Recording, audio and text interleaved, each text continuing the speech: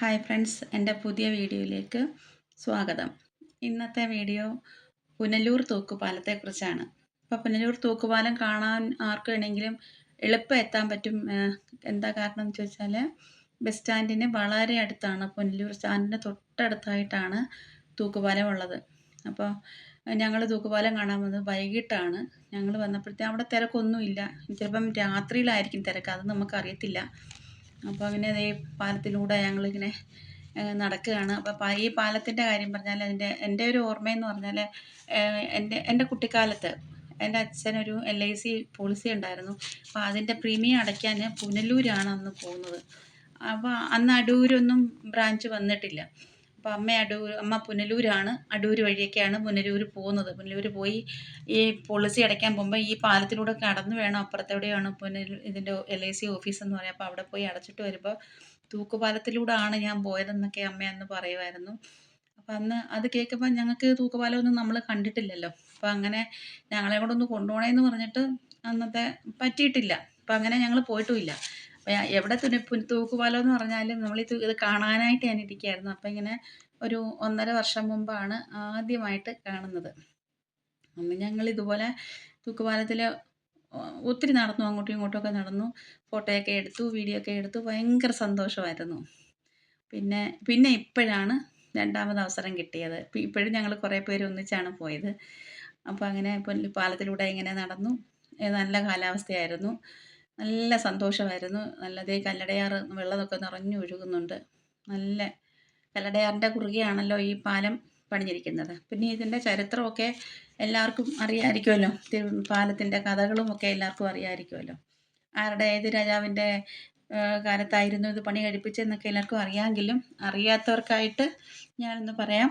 തിരുവിതാംകൂർ രാജാവായിരുന്ന ആയില്യം തിരുനാളിൻ്റെ കാലത്താണ് ബ്രിട്ടീഷ് എഞ്ചിനീയറായ ആൽബർട്ട് ഹെൻറിയുടെ മേൽനോട്ടത്തിൽ 1877 പണി കഴിപ്പിച്ചതാണ് ഈ അത്ഭുത പാലം.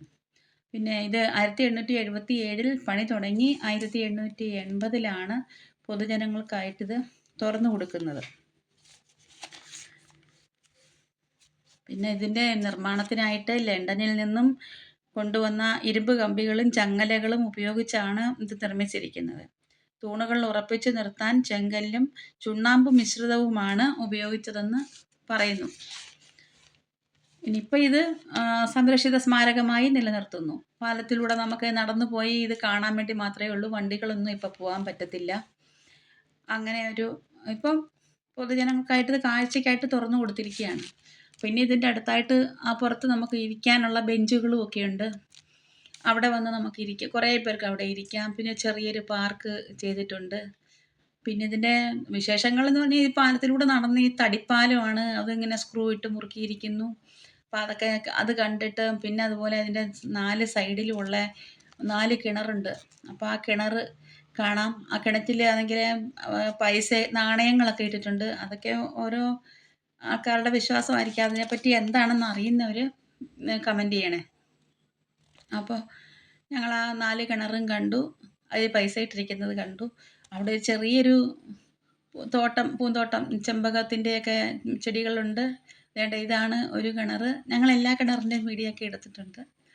ഈ കിണറ്റിലാണ് പൈസയൊക്കെ ഉള്ളത്. നാണയം കിടക്കുന്നത് കാണാൻ പറ്റും.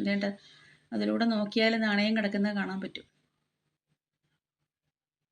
അപ്പോൾ ആ ഇനി ചെമ്പകത്തിൻ്റെ പൂവൊക്കെ വെച്ചിട്ട് എല്ലാവരും വീഡിയോ ഒക്കെ എടുത്തു, ഫോട്ടോസൊക്കെ പോസ്റ്റ് ചെയ്യുമായിരുന്നു. ബാലിയിൽ പോയെന്നും പറഞ്ഞിട്ട് രസമായിരുന്നു എല്ലാവരും കൂടെ.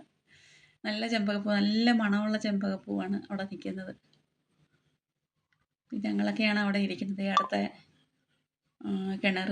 അങ്ങനെ ഞങ്ങളെല്ലാ കിണറും അവിടെ ഇഷ്ടം പോലെ സമയം ഉണ്ടായിരുന്നു ഞങ്ങൾക്ക് അവിടെ ഇങ്ങനെ നടന്ന് കാണാൻ. നല്ല ആൾക്കാർ വളരെ കുറവായിരുന്നു. മഴയൊക്കെ ആയിട്ടായിരിക്കും, ഇന്നലെയൊക്കെ നല്ല മഴയായിരുന്നല്ലോ. അപ്പോൾ അങ്ങനെ ആ സമയത്ത് അവിടെ മഴയില്ലായിരുന്നു. ഞങ്ങൾ ഇത് പോകാൻ തുടങ്ങിയപ്പോൾ മഴയുണ്ടായിരുന്നെങ്കിലും അവിടെ ചെന്നിറങ്ങിയപ്പോൾ മഴയില്ലായിരുന്നു. അതുകൊണ്ട് നന്നായിട്ട് അവിടെ എല്ലാം കാണാൻ പറ്റി.